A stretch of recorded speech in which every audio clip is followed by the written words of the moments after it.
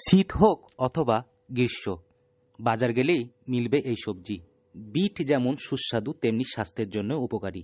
Bit খেলে শরীরে haemoglobin ঠিক থাকে এবং ত্বক উজ্জ্বল ও সুন্দর হয়। বিটে ক্যালোরি কম থাকে এবং ভিটামিন ও খনিজ পদার্থের মতো পুষ্টিগুণ সমৃদ্ধ এই সবজি।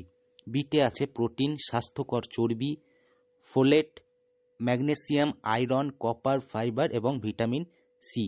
নিয়মিত ডায়েটে বিট যোগ করলে মস্তিষ্কের কার্যকারিতা বাড়ে এবং মেটাবলিজম বৃদ্ধি। বিট খেলে রক্তচাপ নিয়ন্ত্রণে থাকে। বিট হজমের জন্য অত্যন্ত উপকারী।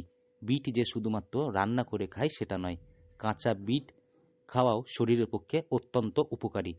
শুধুমাত্র যে সবজি রান্না করে বিট খাওয়া হয় সেটা নয়, এই বিট দিয়ে বানিয়ে নিতে পারেন লুচি, নিরামিষের দিন অথবা সকালের ব্রেকফাস্ট। ময়দা দিয়ে এমনি লুচি তো অনেক খেয়েছেন, তবে একবার বাড়িতেই সহজ পদ্ধতিতে বানিয়ে খেয়ে দেখুন বিটের তৈরি লুচি।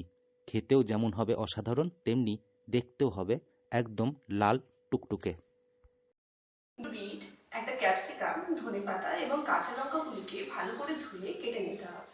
তারপর গ্যাস জ্বালিয়ে কড়াইয়ে সামান্য সাদা তেল দিয়ে সেই কেটে রাখা সবজিগুলো আমরা তার মধ্যে দিয়ে দেবো। তার মধ্যে সামান্য নুন, একটু চিনি এবং জিরে দিয়ে ভালো করে ভেজে নেব। ভাজা ভাজা হয়ে গেলেই সেই মিশ্রণটিকে আমরা ঠান্ডা করতে দেবো। ঠান্ডা হয়ে গেলে সেই মিশ্রণটি আমরা মিক্সার গ্রাইন্ডারে পেস্ট করে দেবো। এই লুচি বানাতে বাড়িতেই বেশ কয়েকটি পদ্ধতি অবলম্বন করতে হবে, আর বাড়ির ফ্রিজে রাখতে হবে কয়েকটি জরুরি জিনিস। তবে কি কি পদ্ধতি অবলম্বন করে এবং কি কি জিনিস দিয়ে এই লুচি বানানো যায়, আসুন তাহলে জেনে নেওয়া যাক।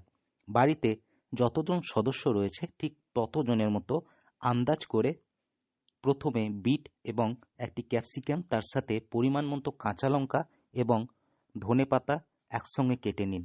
প্রয়োজন মনে করলে রসুন এবং আদাও কেটে দিতে পারেন।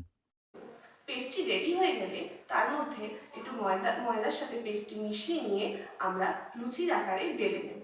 লুচির আকারে বেলা হয়ে গেলে তারপর গরম তেলে সেটি ভেজে নিলে তৈরি বিটের লুচি। দেখতেও দারুণ আর খেতেও অপূর্ব। আমি মধুরিমা অধিকারী। এরপরে সমস্ত কাটা সবজি ভালো করে ধুয়ে নিয়ে কড়াইয়ে সাদা তেল গরম করে তার মধ্যে গোটা জিরে, গোটা ধনে, হালকা চিনি দিয়ে তেল ভালোভাবে গরম হতে দিন।